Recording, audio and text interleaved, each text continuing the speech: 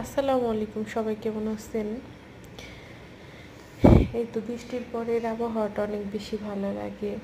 দিদিমণি ঘুরতেই অনেক বেশি পছন্দ করে। তার মধ্যে আমাদের বাড়ি, নতুন বাড়ি তো অনেক দিন হয়ে গেছে। চারদিক দিয়ে শুধু ঘাস আর ঘাস, সবুজ লাগে। আবার ফুল গাছগুলো অনেক সুন্দর। সে ফুল গাছেরই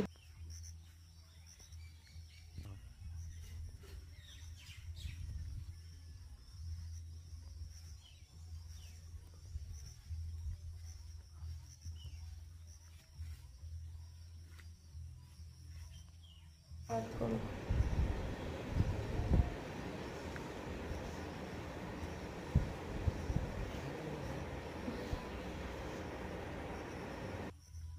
এখন আমার দিকে তাকাও আবার।